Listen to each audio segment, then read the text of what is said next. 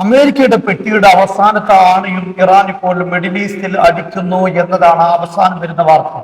അമേരിക്കയുടെ നാവിക സംവിധാനങ്ങളെ സംരക്ഷിക്കാനുള്ള പ്രതിരോധ സംവിധാനങ്ങളുടെ അവസാന കുറ്റിയാണ് സീറാം. ഇതും ഇപ്പോൾ ഇറാന്റെ ആക്രമണത്തിൽ തകർന്നു എന്നാണ് പറയപ്പെടുന്നത്. എങ്കിൽ അമേരിക്കയ്ക്ക് കനത്ത നാശനഷ്ടങ്ങളാണ് മിഡിൽ ഈസ്റ്റിൽ ഉണ്ടായിരിക്കുന്നത്. അവരുടെ ബേസുകൾ പൂർണ്ണമായും ഇറാൻ ഒരുവിധം തകർത്തിട്ടുണ്ട് എന്നാണ് ഇതിന്റെ വാർത്തകളിൽ നിന്നെല്ലാം മനസ്സിലാക്കാൻ സാധിക്കുന്നത്. മാത്രമല്ല, അമേരിക്ക ശക്തമായ രൂപത്തിലുള്ള ആക്രമണം ഇറാനിൽ അഴിച്ചുവിടാനുള്ള സാധ്യതയുണ്ട്.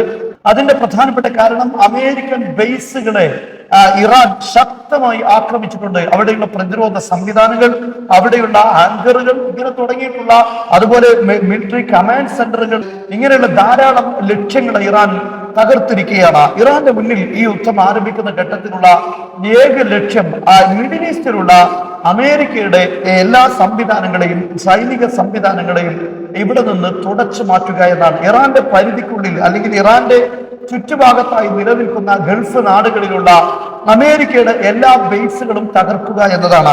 അക്ഷരാർത്ഥത്തിൽ ഇറാൻ ഈ ലക്ഷ്യം നേടിക്കൊണ്ടിരിക്കുന്നു എന്ന് തന്നെയാണ് നമുക്ക് ഇതിലൂടെ മനസ്സിലാക്കാൻ സാധിക്കുന്നത്. കഴിഞ്ഞ ദിവസങ്ങളിലെല്ലാം GCC രാഷ്ട്രങ്ങളിലുള്ള, അതുപോലെ ജോർദാനിലുള്ള, ഇറാഖിലുള്ള, ഇവിടെയൊക്കെയുള്ള അമേരിക്കയുടെ ബേസുകൾ ആക്രമിച്ചിട്ടുണ്ട്.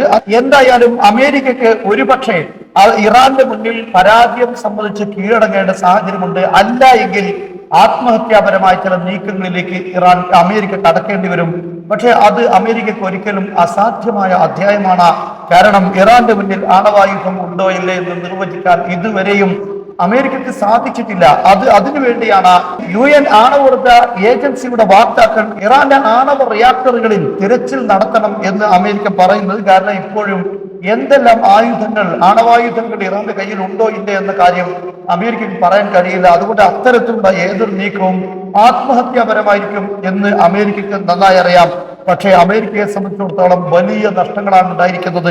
MQ-9 റീപ്പർ എന്നറിയപ്പെടുന്ന ബില്യൺ കണക്കിന് ഡോളർ ചെലവഴിച്ച് അമേരിക്ക സംവിധാനിച്ച എല്ലാ സംവിധാനങ്ങളും ഇപ്പോൾ ഇറാൻ തകർത്തിരിക്കുകയാണ്. 24 മണിക്കൂറിനിടെ 5 MQ-9 റീപ്പറുകളാണ് തകർത്തിരിക്കുന്നത്. വലിയ രൂപത്തിൽ അന്താരാഷ്ട്ര തലങ്ങളിൽ ഡിമാൻഡോടുകൂടെ വിറ്റഴിക്കാൻ വേണ്ടി ധാരാളം കരാറുകൾ അമേരിക്ക ഈ ഒരു ഡ്രോണിന്റെ പേരിൽ ഉണ്ടാക്കിയിരുന്നു. പക്ഷേ ലോകത്ത് അത് ഇറാൻ പൂർണ്ണമായും തകർത്ത് തൂത്തെറിഞ്ഞിരിക്കുകയാണ്. കാരണം ഇറാന്റെ പ്രതിരോധ സംവിധാനങ്ങൾ ഒരൊറ്റ ഡ്രോൺ പോലും ഇറാന്റെ പരിധിക്കുള്ളിൽ കടക്കാൻ കഴിയാത്ത വിധം അതിനെ ചെറുത്തുകൊണ്ടിരിക്കുന്നു എന്നാണ് ആ പത്രങ്ങളിലൂടെ റിപ്പോർട്ട് ചെയ്യുന്നത്. എന്തായിരുന്നാലും ഇപ്പോൾ അമേരിക്ക വില കുറഞ്ഞ നിരീക്ഷണ ഡ്രോണുകൾ ഏതാണ് എന്ന് അന്വേഷിച്ചു കൊണ്ടിരിക്കുകയാണ്. ഇതെല്ലാം ഏകദേശം $30 മില്യൺ ഒരു MQ-9 റീപ്പറിന് വില വരുന്നത്. അതുകൊണ്ട് ഇത് ഇങ്ങനെ തകർക്കുമ്പോൾ വലിയ നഷ്ടങ്ങൾ ഉണ്ടാകുന്നു. എന്നാൽ നിരീക്ഷണത്തിൽ തകർക്കപ്പെട്ടാലും നഷ്ടങ്ങളില്ലാതെ കാര്യങ്ങൾ നടത്താൻ പറ്റിയ രൂപത്തിലുള്ള ഡ്രോണുകളാണ് ഇപ്പോൾ അമേരിക്ക അന്വേഷിച്ചുകൊണ്ടിരിക്കുന്നത്. എന്തായാലും ഇറാൻ അവരുടെ മുന്നിലുള്ള പ്രഥമമായ ലക്ഷ്യങ്ങൾ ഇപ്പോൾ നേടിയെടുത്തുകൊണ്ടിരിക്കുന്നു എന്നാണ് ഇതിലൂടെ നമുക്ക് മനസ്സിലാക്കാൻ സാധിക്കുന്നത്.